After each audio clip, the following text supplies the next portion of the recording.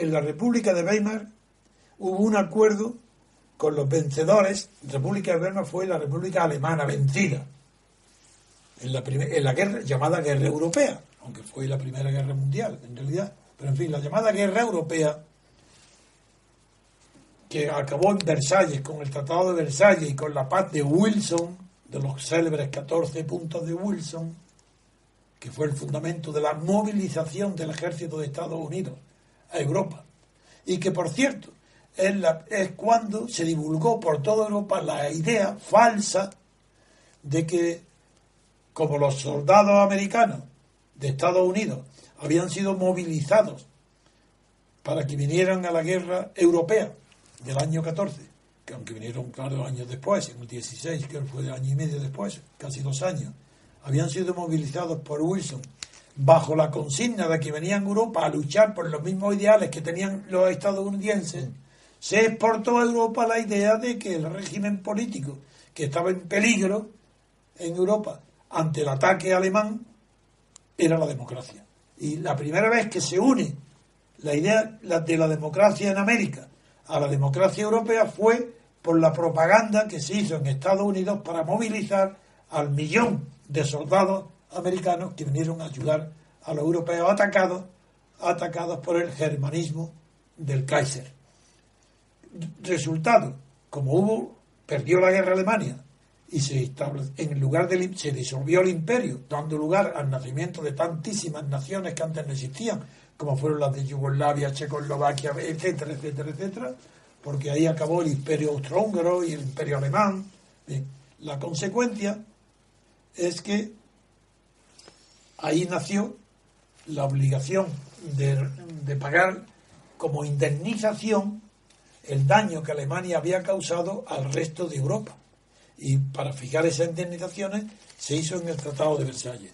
El abuso de los vencedores fue tan grande, abusaron tantísimo de su poder, que impusieron a Alemania no unas indemnizaciones exageradas, sino imposibles de cumplir. Pues la misma situación en la que se encuentra hoy. Todo el mundo sabe que 315.000 millones de euros que debe Grecia no lo va a pagar nunca. Pues eso pasó al final de la Guerra Europea, en la República de Weimar, que las sanciones de Versalles eran tan grandes que no podía cumplirlo. ¿Y qué pasó en Alemania? Hitler.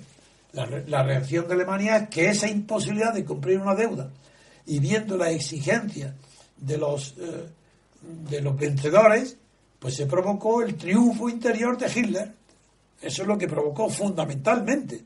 Si hubiera que distribuir en un porcentaje lo que se debía al anticomunismo, de lo que se debía al antipago de las indemnizaciones y lo que se debía a la propia ideología nazi, pues diría yo que en aquel momento más del 50% de las causas que contribuyeron al triunfo de Hitler fue la exageración, la imposibilidad de Alemania de pagar la deuda. En Weimar la deuda se cambió por unos bonos, como pretende ahora Grecia, por unos bonos alemanes en los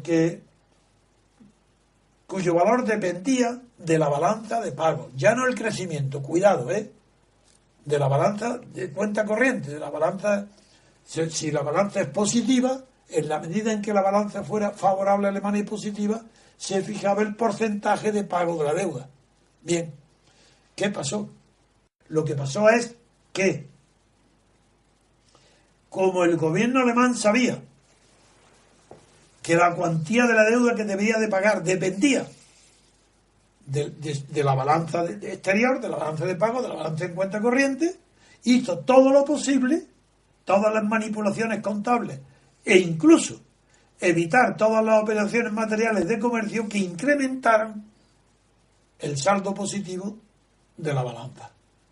Es decir, manipulando material y documentalmente la balanza. Eso es lo que ya impidió que ese asunto prosperara. Ahora ya sí pueden leer, porque aquí, si no se hace, ya no se va a hacer sobre la balanza de pago. Y por eso, como hay el antecedente de que se conoce lo que pasó en Alemania en el tiempo de Adenauer, del año 53, pues ahora como eso no se va a seguir por ahí. Y entonces por eso dicen crecimiento. No hablan ya de balanza de pago, de cuentas corrientes, dicen crecimiento. Y yo digo, un país que ha acreditado su fama, los griegos, su fama, en haber falsificado hasta puntos inverosímiles todas las cuentas y datos referentes a su ingreso en la comunidad, en la Unión Europea, ¿cómo vamos a fiarnos de esos datos? ¿Por qué? Y reconocidos por el propio Tsipras, ¿no? En la carta abierta a los alemanes, que era una cleptocracia y que las cuentas estaban falsificadas. ¿Por qué vamos a hacer lo mismo? Además, es verdad que ahora el crecimiento va a depender de otros factores, pero ¿cómo confiar a unilateralmente que dirija y gobierne la posibilidad de crecimiento el mismo deudor? Tendría que haber una intervención aún mucho mayor que la Troika, porque la Troika lo que examina es si se cumplen o no los acuerdos concertados por Grecia con sus acreedores para pago de la deuda, ver si han cumplido o no el plan propuesto. Pero ahora no, es distinto. Si se aceptara lo que ahora propone el ministro griego, ya no es eso, porque ahora es la política de crecimiento, para que fuera vigilada por Europa, requeriría que la definición de la política económica no dependiera solo de Grecia. No ya la balanza ni las cuentas, sino la política económica, lo cual es peor. Ahora ya puede seguir. Venga. Sí, entonces se estaba comentando, se dice, una idea central del Acuerdo de Londres fue que para afrontar sus deudas, Alemania necesitaba tener un superávit comercial consistente, como había dicho Keynes. Es decir, ligar la capacidad de pagos a una balanza por cuenta corriente no manipulada, que es lo que usted ha comentado antes. Keynes, claro.